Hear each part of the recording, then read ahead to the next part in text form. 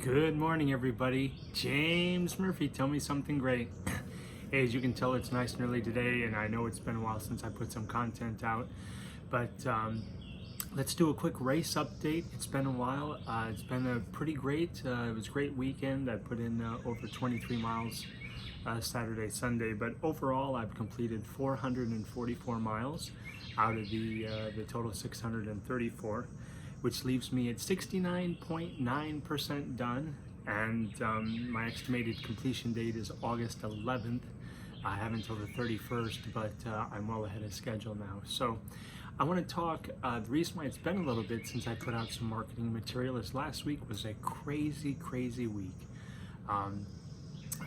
Just 2 seconds on some personal stuff here. A little $2 bathroom part turned into about a $450 fix that I'm still not done with about a week later. My dad was in the hospital.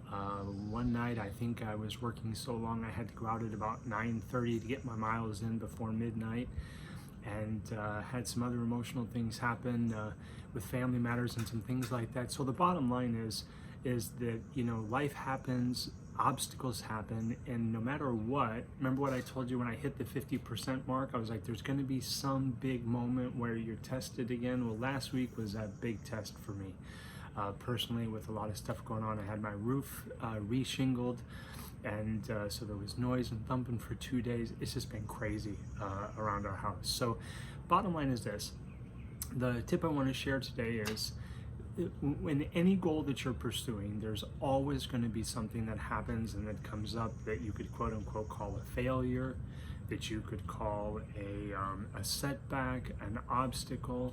I mean, you guys might be saying out there, oh, well, running is so easy for you, you know, just your 55 days out of 55 days. But what you don't know is the marathon I ran before this, I did not finish. I didn't make the cutoff time.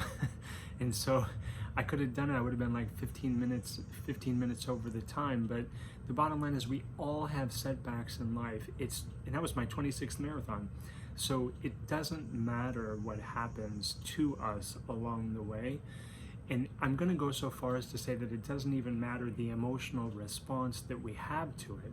You know, it's introverts go internal, extroverts go blah, right?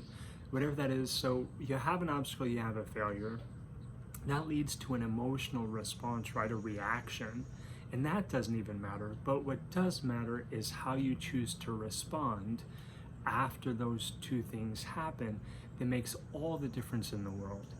So there's an emotional obstacle, or there's an obstacle, then there's an emotional response, and then we respond. And I'd like for you to have a new definition of success, or just try this on. Successful people, what they do is we're always developing new strategies on how to succeed.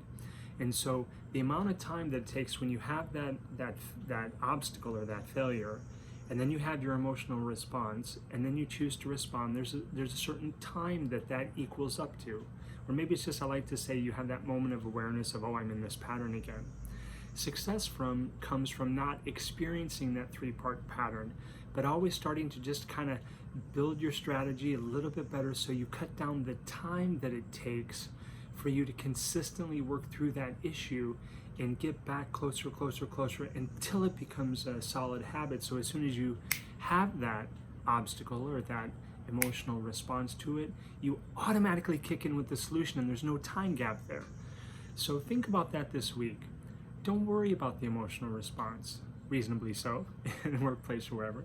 Don't worry about that it's a failure, but do put some focus into, hey, a better question, how can I cut down the amount of time that it takes for me to work through this? So keep running your race. I'm going to keep doing some great videos and marketing for you here.